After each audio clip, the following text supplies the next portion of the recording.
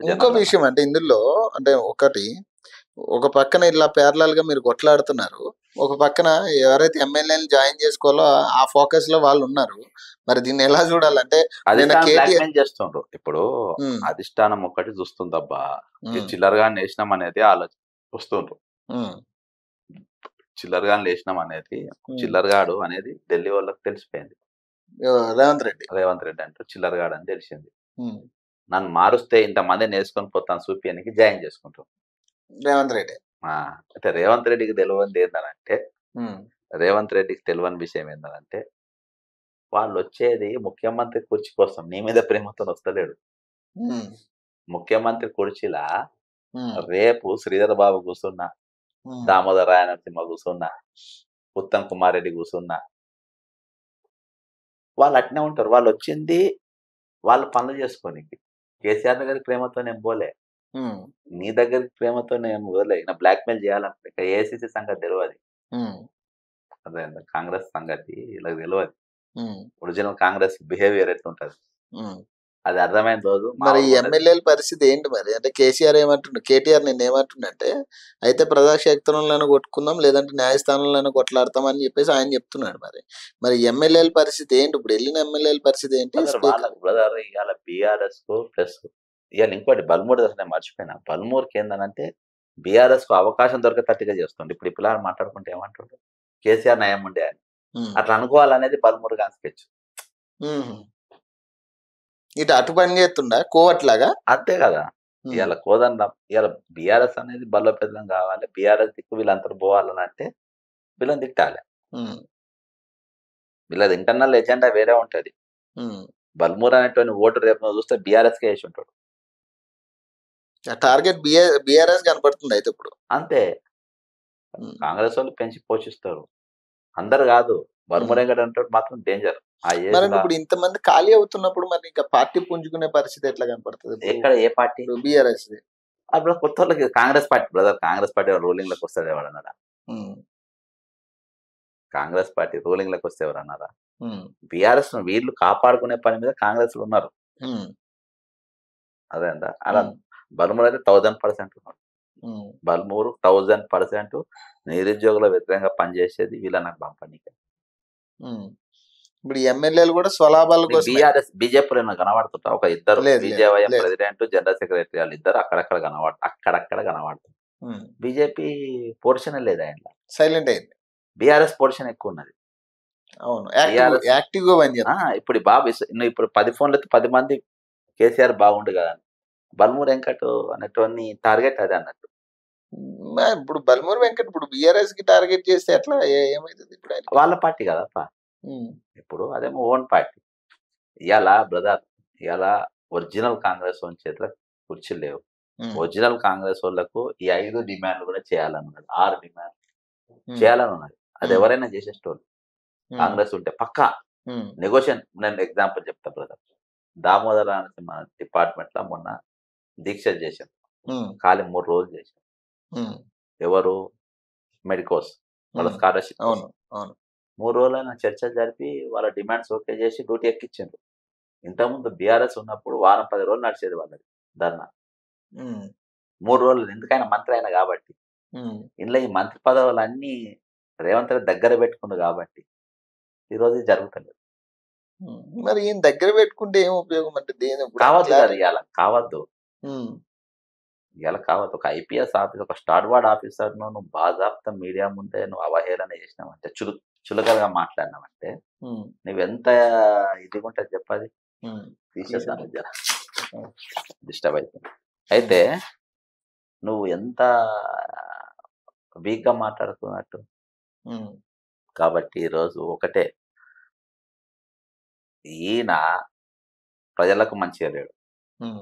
పార్టీకి మంచిగా లేడు. సహచరులతోని లేడు. బయటకెళ్ళి ఏవైతే కేసీఆర్ చేసిన తప్పులే ఈరోజు రేవంత్ రెడ్డి గూడా చేస్తుండు. హ్మ్. అధిష్టానాన్ని బ్లాక్‌మెయిల్ చేస్తుండు. హ్మ్. ఈరోజు విద్యార్థులు మొత్తం వ్యతిరేకమైండ్రు. హ్మ్. నువ్వు ఎవనికి నాయకునివి? ఎట్లా నాయకునివి? నిజమే. అవును. పోనీ పరీక్షలు మాకు పెడుతుండు కేసీఆర్ గొప్పోడని పరీక్షలు రాసేటోళ్ళు అంటుండ్రా? హ్మ్. ఏ గవర్నమెంట్‌కి నాకు తెలిసి 7 నెలల్లో ఇంత వ్యతిరేకత ఎప్పుడు వచ్చుండదు నాకు అదే తెలిసి ఏ బ్రదర్ గవర్నమెంట్. ద మోస్ట్ ఇయాల రేవంత్ రెడ్డి కుటుంబం. ఇంకోటి రేవంత్ రెడ్డి ఇయాటి కూడా అంతే రెడ్ల పేర్లు చెప్పుకొని బతుకుతుండ్రు కానీ ఆయన టోటల్గా వర్కింగ్ ఫర్ చంద్రబాబు నాయుడు. పక్క రాష్ట్రానికి. అంతే వాళ్ళ వ్యాపారస్తుల కోసమే కలిసి వ్యాపారాలు చేస్తుండ్రు. ఉమ్. అంటే ఇప్పుడు ఆ సీఎం చంద్రబాబు నాయుడు రమేష్ గాని ప్రభావం అంత ఉంటుంది అంటారా అంతే ఇక్కడ తెలంగాణలో? అంతే జీరో కదా అంతే. ఇప్పుడు ఈయన తెలుగుదేశం. ఈయన నారా రేవంత్ రావబ్బా, నారా రేవంత్ రెడ్డి కాదు. ఉమ్. అర్థమైందా? Nara Revanth Naidu. Um. Is not Nara, is not Yanamala Revanth Reddy. Um. పెద్ద స్టేట్మెంట్. పేరుకి అవును, పేరుకు రెడ్డి టైటిల్ పెట్టుకున్నాడు. ఇక్కడ ఉమ్. రెడ్లను అందరినీ మోసం చేయని ఉమ్. కాంగ్రెస్ పార్టీ అధిష్టానం చేసిన అతి పెద్ద పొరపాటు. అంటే మళ్ళీ టీడీపీ మళ్ళీ ఇక్కడ పుంజుకోవడానికా లేకపోతే ఏంటి మరి, అంటే గ్రిప్ అంతే. తెచ్చుకోవడానికా? చంద్రబాబుతో చర్చలు జరపాల్సిన అవసరం ఏమున్నది? ఉమ్. చర్చలు జరిపి ఏం సాధించినావు నువ్వు? ఉమ్. ఏం సాధించినావు? చంద్రబాబు నాయుడును అక్కడ జగన్ లోపడేసినాం, మేము కూడా ఖండించినాం. అవును. కానీ హైదరాబాద్ మొత్తము గాంధీ భవన్ కు పచ్చ జెండాలు వచ్చుడు ఎక్కడిది? కాంగ్రెస్ గవర్నమెంట్ వచ్చినాక ఉమ్. మొత్తం వే హైదరాబాద్ లో టీడీపీ పవర్ఫుల్, ఒప్పుకుంటా. పవర్ఫుల్ అని మీరు అనుకుంటున్నారు కదా. మరి కాంగ్రెస్ కు ఎన్ని సీట్లు గెలిచినా హైదరాబాద్ లో? టీడీపీలే. అవును. ఇక్కడ చౌదరిల ప్రభావం ఎక్కువైనప్పుడు మరి కాంగ్రెస్ కి ఎన్ని సీట్లు గెలిచినాయి? ఒక్క సీటు కూడా గెలవనప్పుడు అవును. టీడీపీ జెండాలు గాంధీ భవన్ లోకి ఎట్లా వచ్చినాయి?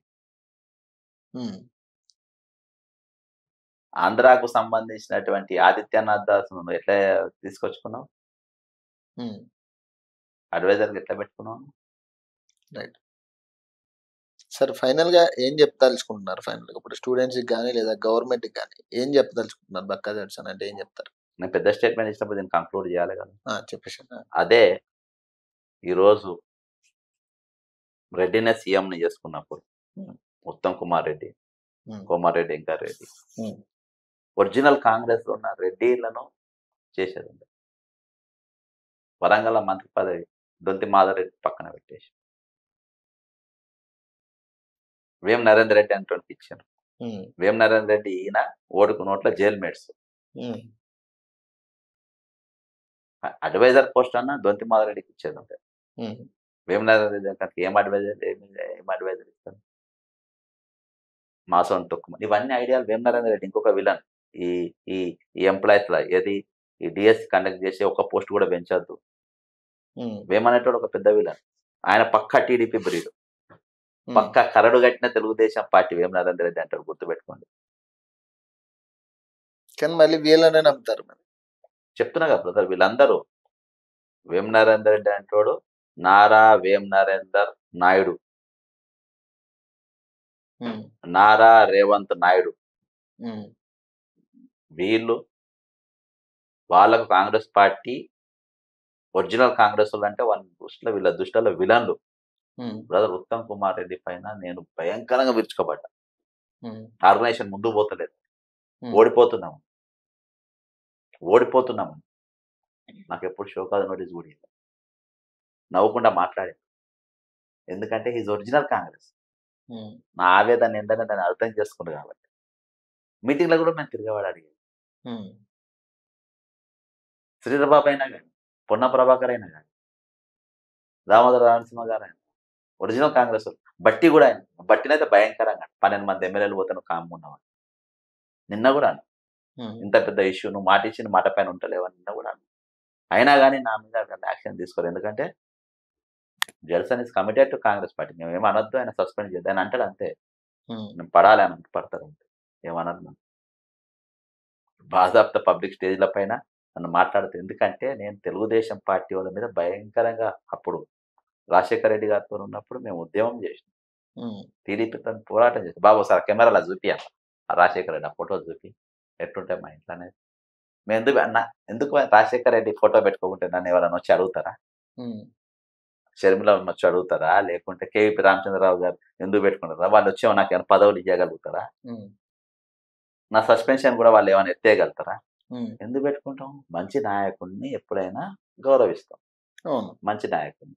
రేపు కాంగ్రెస్ పార్టీలో ఒరిజినల్ రెడ్లు ఉన్నాక ఈరోజు వీళ్ళు మా శత్రువులు.